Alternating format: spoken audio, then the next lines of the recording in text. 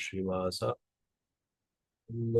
हरि कृष्णा कृष्णा कृष्णा हरि हरि, हरि राम राम राम हरि हरि। जय श्री प्रभुपाद की जय, अनंत कोटि वैष्णवृंद की जय। हरे कृष्ण। स्वागत है आप सभी का। तो हम लोग आज पढ़ने वाले हैं श्रीमद् भगवद गीता अध्याय 7 श्लोक संख्या 15। बहुत महत्वपूर्ण श्लोक है। अभी आज हम लोग प्रयास करेंगे एक ही श्लोक लेने का। ठीक है।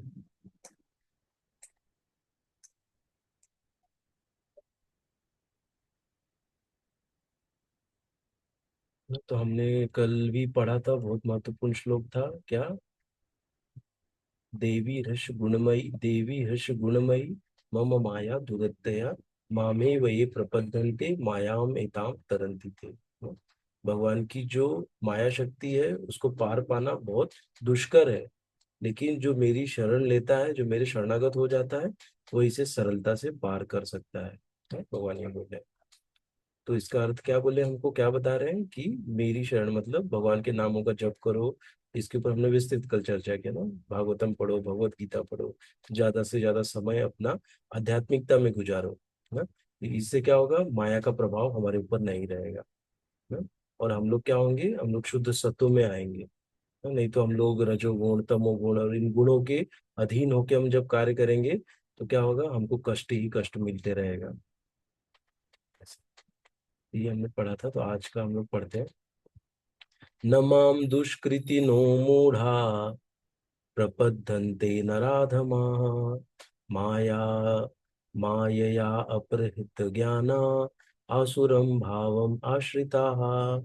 न माम दुष्कृति नो मूढ़ा प्रपद्यन्ते नराधमाः मायया अपहृत ज्ञाना आसुरं भावम् आश्रिताः। न माम दुष्कृति नो मूढ़ा प्रपद्यन्ते नराधमाः मायया अपहृत ज्ञाना आसुरं भावम् आश्रिता। कोई पढ़ना चाहे?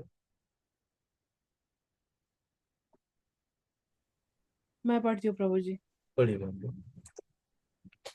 न मां दुष्कृतिनो मूढ़ा प्रपद्यन्ते नराधमा माययापयतज्ञाना आसुरं भावमाश्रिता। बहुत अच्छा बात है, बहुत अच्छा पढ़ा आपने। और कोई पढ़ना चाहेगा?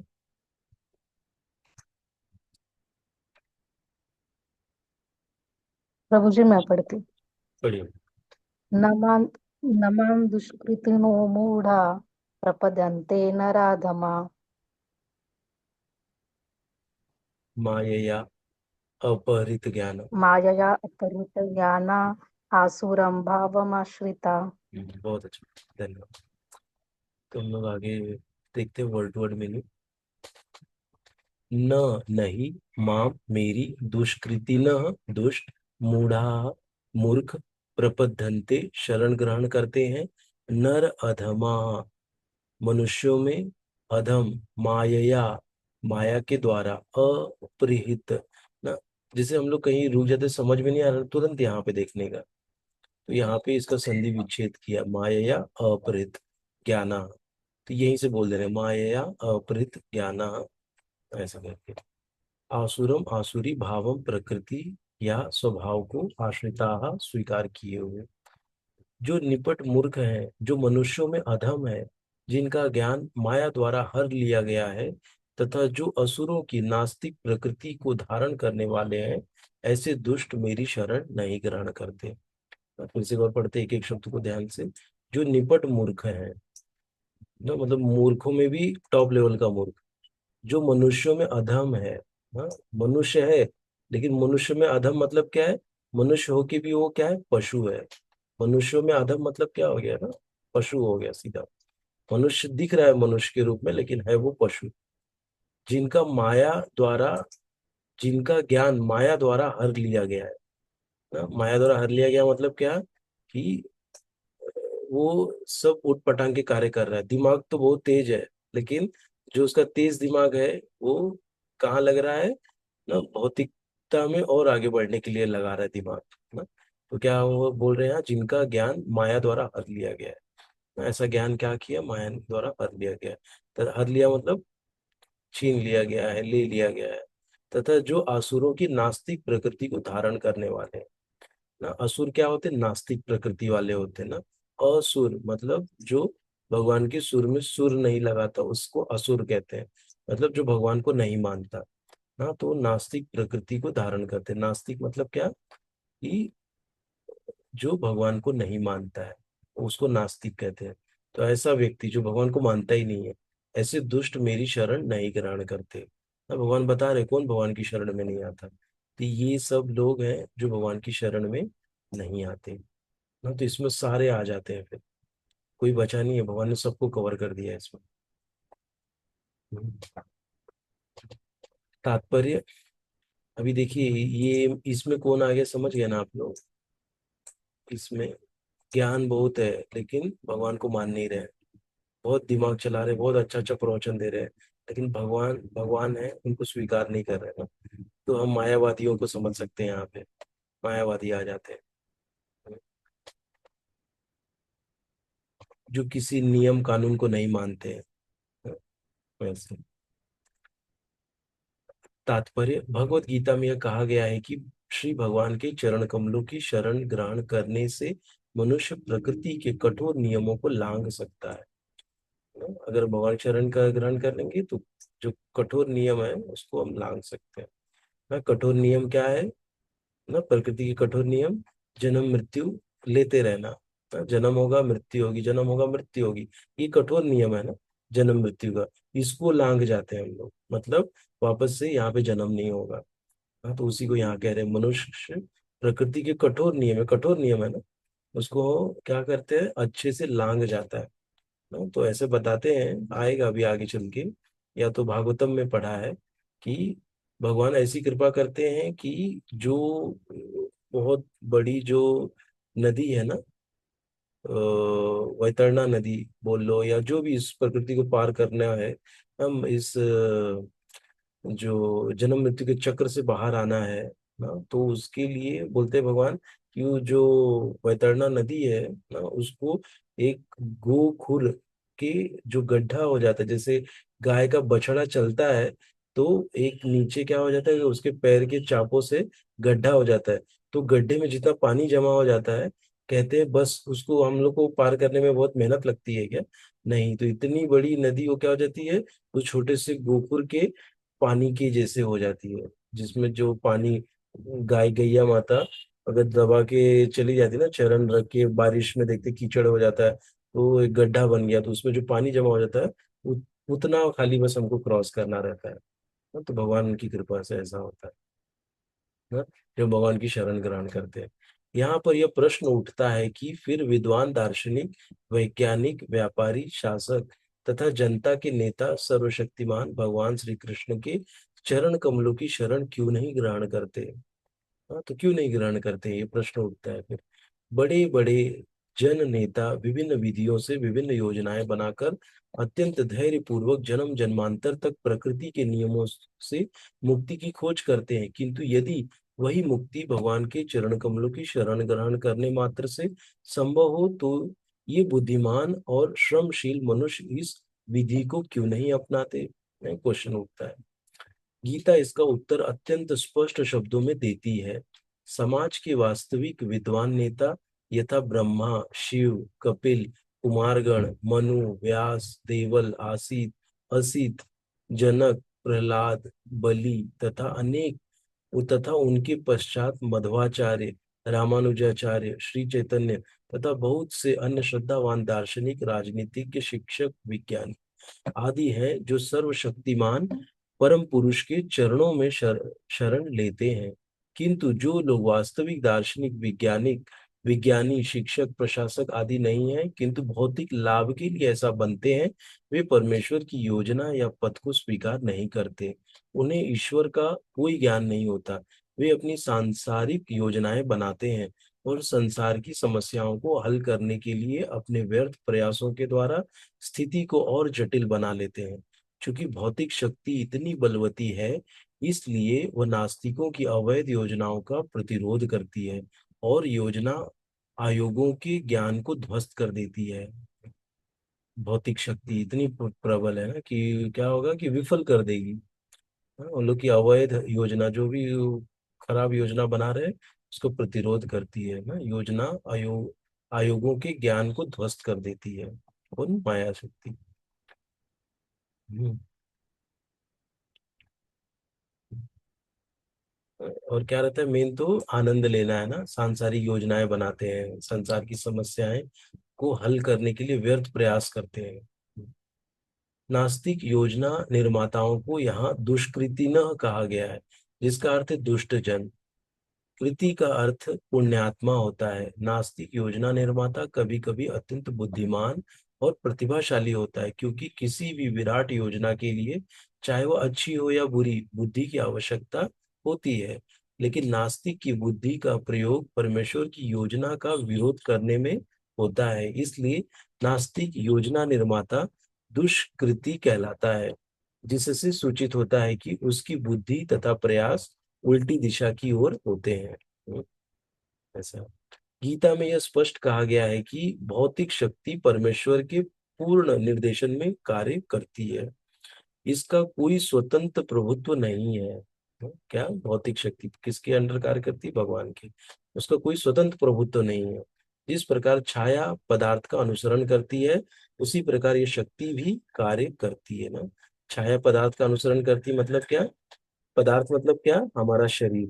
जैसे शरीर चलता है तो साथ में उसकी एक परछाई बनती है ना, वो भी साथ साथ चलती है ना। वो क्या अपना अलग डायरेक्शन में छाया नहीं जाती है ना। जहाँ पे हमारा शरीर चलेगा वहीं पे छाया बनेगी, और वही साथ साथ छाया चलती है ना।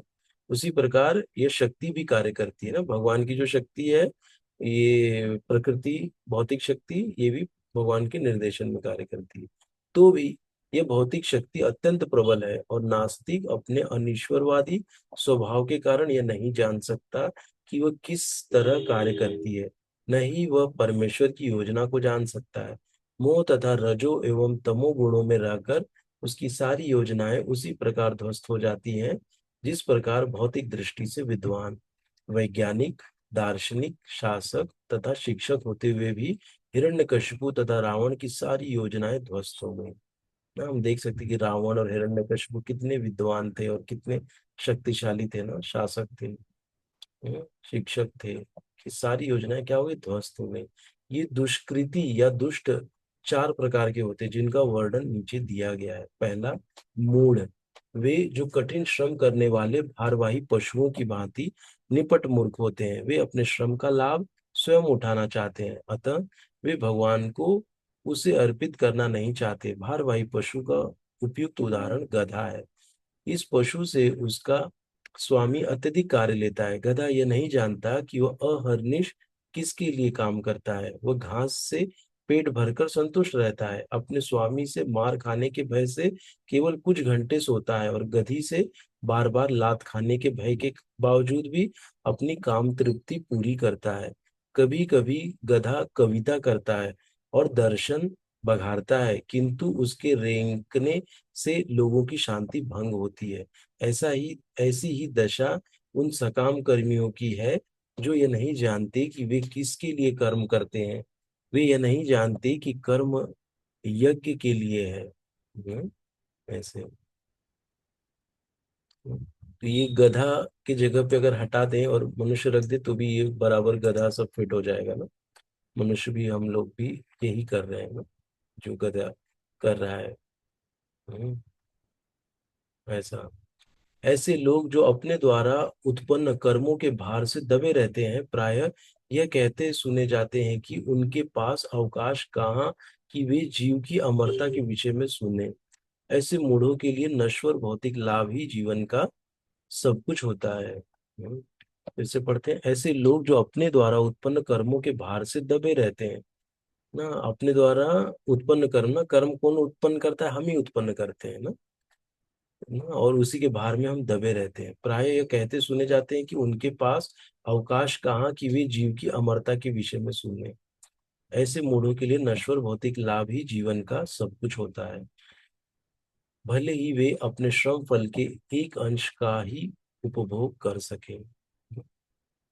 कुछ मिलता नहीं ना, इतना मेहनत करता है लेकिन खाता कौन है, कोई और ही खाता है। जैसे हम देखते हैं कि एक उत्पन्न कर्म कैसे करता है कि ना, एक है कि शादी कर लेता है ना, और शादी कर लेता है, उसके बाद क्या हो जाता है, वो फिर घर बनाओ, सबके लिए भोजन की व्यवस्था करो, कपड़ों की व्यवस्था करो ना, सब चीजें उसकी वजह से चालू हो जाती हैं। फिर जॉब कर जाना पड़ेगा ना, धन कमाना पड़ेगा। ऐसे तो ये उसी भार में वो दब जाता है ना, जैसे अपना बढ़ाएगा, फिर गाड़ी चाहिए ना, और फिर गाड़ी आ गई तो नेक्स्ट लेवल की गाड़ी चाहिए ना, 5 सीटर है तो 7 सीटर चाहिए, 7 सीटर में सबसे टॉप एंड का मॉडल चाहिए, फिर जो नया मार्केट में आया कोई मॉडल वो चाहिए ना, तो ऐसे ऐसे करके क्या हमारे बढ़ते जाते हैं हमारी इच्छाएं, आकांक्षाएं। ऐसे मूढ़ों के लिए नश्वर भौतिक लाभ ही जीवन का सब कुछ होता है ना, भौतिक लाभ जो नश्वर है वही सब कुछ होता है, भले ही वे अपने श्रम फल के एक अंश का भी भोग भोग कर सके। कभी कभी वे लाभ के लिए रात दिन नहीं सोते, भले ही उनके आमाशय में व्रण हो हो जाए या अपच हो जाए, वे बिना खाए ही संतुष्ट रहते हैं। वे मायामय स्वामियों के लाभ हेतु अहर्निश काम में व्यस्त रहते हैं। जैसे मैं देखता था कि हमारे ऑफिस में पहले की कंपनियों में कि जो हमारे मैनेजर वैनेजर रहते थे वो कितना घंटा काम करते थे, 18-18 घंटा बैठे रहते थे। अब ना खोल के कंप्यूटर क्या, उनको जल्दी प्रमोशन चाहिए था। प्रमोशन के लिए क्या करते हैं कि ज्यादा काम करो तो ज्यादा प्रमोशन मिलेगा ना, ऐसा कहते हैं कि ऐसे लोग ना, क्या होता है कि बोलते हैं ना सबके लिए एक लिमिटेड समय है ना, ऐसे लोग फिर इतना काम कर लेते हैं कि वो लोग जो रिटायरमेंट का काम वो 20 साल में ही कर लेते हैं, मतलब 20 साल में रिटायर हो जाते हैं ना। रिटायर का मतलब क्या है, अपने जीवन से ही रिटायर हो जाते हैं ना, प्राण छोड़ के चले जाते हैं। जब हो गया आपका 40 साल का आपकी नौकरी है, आप ना 20 साल और डबल ड्यूटी कर रहे हैं, तो आपका तो हो गया ना 40 पूरा, अगर उनका देखा जाए पूरा जो टाइम वो स्पेंड कर रहे हैं। वैसे तो ऐसा हमको नहीं करना चाहिए ना, जितना आप है उसमें संतुष्ट रहना चाहिए, ज्यादा की लालच, ज्यादा के लिए भाग दौड़ नहीं करना चाहिए ना, क्योंकि जितना भी करेंगे उतना कम ही रहेगा हमेशा। इसलिए अपने है कि हमें वो मार्किंग फिक्स करनी है कि मुझे कितना चाहिए, इतने में मैं संतुष्ट हूँ तो बस संतुष्ट हो जाइए, ज्यादा के लिए मत लालायित रहिए। नहीं तो क्या है, भागना है फिर वही गधे के जैसे दौड़ते रहना है, फिर और काम करना है, और सबको आकर्षित करना है, और बॉस को खुश करना है ना। तो ये सबसे हमको कुछ नहीं मिलने वाला है, और बॉस को जब हमारी जरूरत नहीं है क्या करेगा, हमको तुरंत बाहर नौकरी से निकाल देगा। हाँ? वो ये नहीं सोचेगा कि अरे ये मेरे लिए 8 साल काम किया, 7 साल काम किया, कोई नहीं सोचता है, तुरंत आपको निकाल देगा। इसीलिए हमको भी खाली ना 8 घंटा 9 घंटे की ड्यूटी है, 9 घंटा करना है, और पोलाइटली और कॉन्फिडेंटली बोलना भी है कि बाबा मेरे से इतना ही काम होता है, इससे ज्यादा नहीं होगा। इसमें कोई डर नहीं है कि बाबा कोई आपको जबरदस्ती काम नहीं करा सकता, अपने लॉज इतने बड़े बड़े हैं। लेकिन चूंकि क्या होता है, कुछ लोगों की वजह से ये सब सिस्टम खराब हो जाता है ना, कुछ लोग बैठते हैं 15-15 घंटा करने के लिए, फिर बोलने को हो जाता है देखो वो बैठा है, तुम क्यों नहीं बैठ रहे हो। ऐसे तो ऐसे लोग कहाँ फिर आध्यात्म में प्रगति कर पाएंगे ना, नहीं कर पाएंगे।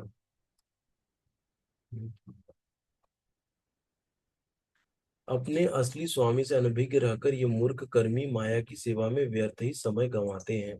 दुर्भाग्य तो यह है कि वे कभी भी स्वामियों के परम, एक में शेयर करना है क्या, देखिए वही अभी जो हमने बोला वही चीज बता रहे हैं। दुर्भाग्य तो यह है कि वे कभी भी स्वामियों के परम स्वामी की शरण में नहीं जाते, नहीं वे सही व्यक्ति से उसके विषय में सुनने में कोई समय लगाते ना। स्वामियों के परम स्वामी कौन है, भगवान श्री कृष्ण ना। जैसे मैं पहले ही बोला था कि मैं हमेशा कंपनी में ना एक ऐसे गॉड फादर बोलते हैं ना, गॉड फादर ढूंढता था कि कोई गॉड फादर मिल जाए जिसको पकड़ के ना, जो मुझे गाइडेंस दे, मुझे मार्गदर्शन दे, जिससे कि मैं बहुत हायर पोजीशन पे पहुंच जाऊं। मैं हमेशा ऐसे किसी व्यक्ति की तलाश में रहता था। लेकिन क्या हुआ कि मुझे भगवान श्री कृष्ण मिल गए, सब स्वामियों के स्वामी। जब वो मिल गए तो फिर क्या, तो सब ना सबके फादर है। तो जब वो उनकी शरण में आ गए ना, ये जो शरीर है उनको दे दिया, अब जैसे यूज करना है आप यूज करिए। हाँ, तो फिर हमको टेंशन लेने की जरूरत नहीं है। तो हमको ना जो यहाँ के भौतिक हमारे स्वामी हैं उनकी हमको जरूरत नहीं है फिर वैसे। इसलिए हमको भगवान की शरण लेनी चाहिए। जो सूकर विष्ठा खाता है वह चीनी तथा घी से बनी मिठाइयों की परवाह नहीं करता। उसी प्रकार मूर्ख कर्मी इस नश्वर जगत की इंद्रियों को सुख देने वाले समाचारों को तुरंत सुनता रहता है, किंतु संसार को गतिशील बनाने वाली शाश्वत जीवित शक्ति प्राण के विषय में सुनने में तनिक भी समय नहीं लगाता। ना कुछ रहेगा तो देखते ना हम लोग, ना इसमें भी यूट्यूब में जाके हम लोग क्या क्या सुनते रहते हैं, देखते रहते हैं। जो काम का नहीं है वो भी हम लोग जाके सुनने लग जाते हैं। हाँ, इसलिए हमको कहते हैं कि जो काम का हो वही सुनना चाहिए। हम्म, फिर थोड़ा बड़ा है तो हम लोग अब काम करते इसको यहीं पर स्टॉप करते हैं ना आज। हम लोग देख लेते कहाँ तक पढ़ा हूँ। तो बस यहीं तक पढ़ते हैं, दूसरा पॉइंट से हम लोग कल के सेशन में पढ़ेंगे, ठीक है। तो आज थोड़ा हम लोग कल का जो फास्टिंग है थोड़ा उसके ऊपर 2 मिनट बात कर लेते हैं, फिर हम लोग सेशन को एंड करेंगे। हाँ, तो दुष्टों के बारे में बताया कि दुष्ट कैसे क्या है ना, तो ये हमने देखा। तो चूंकि हम लोग को जब यहाँ पढ़ रहे हैं तो यहाँ पे क्या हो रहा है कि हमारा जो ना मन है अभी वो भेद कर रहा है ना, दुष्ट क्या क्या होता है क्या क्या करता है ना, जो माया द्वारा जिसका ज्ञान अब ले लिया गया है वो कैसा कैसा कार्य करता है, ये जब हमको पता चलता है। देखिए जब हम लोग को ये सब चीजें पता है, लेकिन ये शास्त्र में जब लिखा हुआ हमको मिलता है ना, तो मन उसको स्वीकार करता है ना। जब ये स्वीकार करेगा तब हम लोग क्या करेंगे, इसको सेग्रीगेट करेंगे। तो यदि हो सकता है ना, अभी जो ये वीडियो देख रहा है ना, जो इसको सुन रहा है, तो हो सकता है अभी वो ये सब कार्य कर रहा होगा ना, लेकिन ये देखने के बाद अगर वो बुद्धिमान होगा तो ये करना बंद करेगा ना। नहीं तो क्या होगा कि वो फिर वही मूर्ख कहलाएगा ना, जो सुन के भी नहीं किया, देख के भी देख लिया ना, यहाँ पे लिखा हुआ दिख मिला है, शास्त्र प्रमाण है, शास्त्र में बताया गया है ना, भगवान श्री कृष्ण बोले हैं। हाँ, तो ये प्रमाण सबसे बड़ा प्रमाण है। तो क्या करती है हमारी जो बुद्धि है वो मन को गाइड करेगी, अभी मन को बोलेगी बाबा ये है, देखो यहाँ पे बता दिया गया है मूर्ख कौन है, तो आपको मूर्ख की कैटेगरी में रहना है बुद्धिमान की कैटेगरी में रहना है, आप डिसाइड करो। तो मन क्या करेगा, तुरंत बुद्धि की बात सुनेगा और उसको स्वीकार करेगा, नहीं अभी इसको लेना पड़ेगा अपने को। हाँ, तो ऐसी हमको अच्छी अच्छी आदतें लगती हैं ना। क्योंकि इसीलिए कहते हैं कि शास्त्र पढ़ो, कि कभी कभी हम लोग को कोई बोलता है ना वो नहीं समझ में आता है, लेकिन जब हम जाके उसको पढ़ते हैं और उसको एक बार नहीं, अगर हमको अच्छा लगता है 2 बार 3 बार 4 बार पढ़ते हैं, 4 बार पढ़ने से हमारा मन में फिट हो जाता है कि वो नहीं ये अच्छी चीज नहीं, इसको नहीं करना चाहिए। ऐसे ठीक है, तो प्रयास करेंगे हम लोग ना गधा ना बने ना, भगवान के भक्त बने, और भगवान के भक्त इस भाव से बने कि हम गधे ही ना, गधा नहीं बन के भी हम गधे हैं, आध्यात्मिक गधे बन जाए ना, वो हमारे लिए बहुत श्रेयस्कर है। गधा रहना है लेकिन आध्यात्मिक गधा बन के ना, जो भगवान जैसे हमको बोलेंगे नचाएंगे हमको वैसे नाचना है, गधा बन के। क्योंकि ज्यादा बुद्धिमान बन जाएंगे तो हम नाचेंगे ही नहीं, तो इसलिए हमको गधा ही बन के आध्यात्मिक जगत में रहना है। तो कल का जो फास्टिंग है हमारा ना, कल बहुत ही अच्छी तिथि है ना, कल भीमसेनी एकादशी निर्जला एकादशी है। तो हम लोग प्रयास करेंगे कि सब लोग उपवास रखिए ना, जो जैसे पूरा पूरा उपवास नहीं रख सकता है तो कम से कम 12 बजे तक ना निर्जल उपवास रखने का ना प्रयास करिए। निर्जल व्रत रखें एटलीस्ट 12 बजे तक, फिर 12 बजे के बाद आप पानी पी लीजिए। जो कर सकते हैं थोड़ा, तो थोड़ा वो सूर्यास्त तक खींच दीजिए ना, सूर्यास्त तक रख लीजिए, 7 बजे तक जो भी है सूर्यास्त का समय वहां तक आप रख लीजिए जो खींच सकता है। जो और खींच सकता है वो कल सुबह तक रख लीजिए ना, पूरा मतलब। तो कैसे है कि जो फास्टिंग का समय है वो कोई बताएगा कितने बजे से मुंबई का। मेरा मोबाइल थोड़ा दूर रखा हूँ मैंने, नहीं पता तो 1 सेकंड देना मुझे।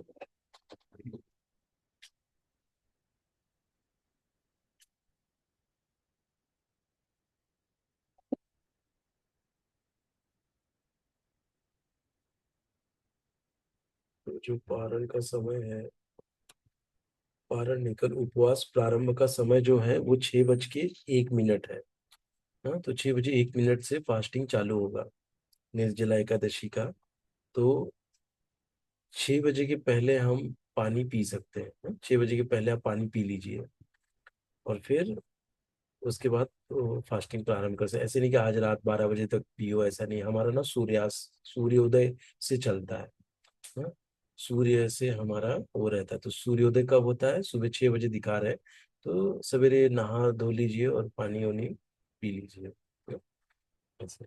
और फिर अपना फास्टिंग प्रारंभ करिए और कल प्रयास करिए कि कुछ भी काम ना करें ना, आराम से घर में बैठे और हो सके तो 64 माला करने का प्रयास करें कल ना। ज्यादा से ज्यादा 8.5 घंटा लगेगा ना। तो पूरा सब कार्य छोड़ के क्या करिए, आप ये करिए। हो सकता है अभी माता जी लोग हैं, आप लोग को प्रसाद ये सब बनाना पड़ेगा, थोड़ा एक्सर्शन रहेगा, लेकिन वो सब कार्य करते हुए जब थोड़ा ज्यादा करने का प्रयास करिए तो हमको बहुत अच्छा लाभ मिलेगा। और साल में हम लोग एक बार ऐसा करते हैं फास्टिंग। और जैसे किसी को थोड़ा चक्कर आ रहा है, कुछ हो रहा है, तो थोड़ा नहा लेने का, स्नान करने से भी हमको अच्छी एनर्जी मिल जाती है ना। अभी किसी को एसिडिटी का प्रॉब्लम है तो आज ही अभी जाके एक एसिडिटी की गोली खा लीजिए। हाँ, तो कल फिर कोई टेंशन नहीं रहेगा एसिडिटी का भी। ये भी कर सकते हैं। मैं ऐसा करता हूँ, मुझे बहुत अच्छा लाभ मिलता है। एसिडिटी की एक गोली खा लेता हूँ तो कोई दिक्कत नहीं होती है। आपको जैसा मतलब सूट होता होगा जो एसिडिटी की गोली वो खा सकते हैं, नहीं है तो भी कोई टेंशन नहीं है। बस सवेरे उठ के मस्त 1 लीटर 1.5 लीटर पानी पी लीजिएगा, दिन भर का फिर टेंशन नहीं रहेगा। तो यही है। और फिर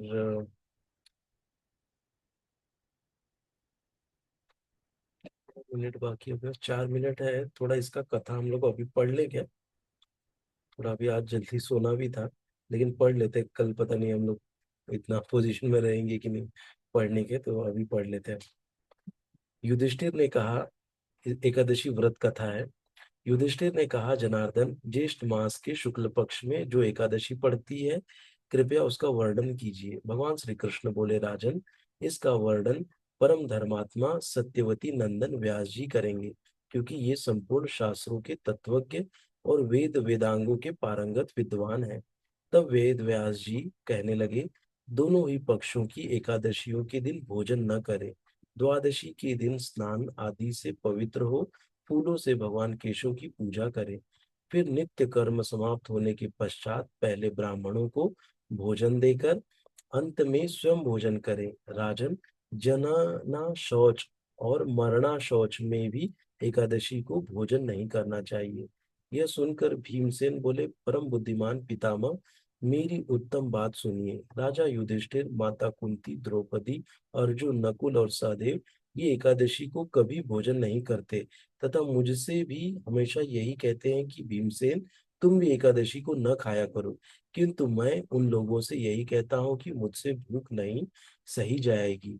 भीमसेन की बात सुनकर व्यास जी ने कहा, यदि तुम्हें स्वर्ग लोक की प्राप्ति अभिष्ट है और नरक को दूषित समझते हो तो दोनों पक्षों की एकादशियों के दिन भोजन न करना। भीमसेन बोले, महाबुद्धिमान पितामह, मैं आपके सामने सच्ची बात कहता हूँ, एक बार भोजन करके भी मुझसे व्रत नहीं किया जा सकता, फिर उपवास करके तो मैं रह ही कैसे सकता हूँ। मेरे उदर में वृक नामक अग्नि सदा प्रज्वलित रहती है, अतः जब मैं कुछ बहुत अधिक खाता हूँ तभी यह शांत होती है। इसलिए महामुने, मैं वर्ष भर में केवल एक ही उपवास कर सकता हूँ, जिससे स्वर्ग की प्राप्ति सुलभ हो तथा जिसके करने से मैं कल्याण का भागी हो सकूं। ऐसा कोई व्रत निश्चय करके बताइए, मैं उसका यथोचित रूप से पालन करूंगा। व्यास जी ने कहा, भीम, ज्येष्ठ मास में सूर्य वृष राशि पर हो या मिथुन राशि पर शुक्ल पक्ष में जो एकादशी हो, उसका यत्न पूर्वक निर्जल व्रत करो। केवल कुल्ला या आचमन करने के लिए मुख में जल डाल सकते हो।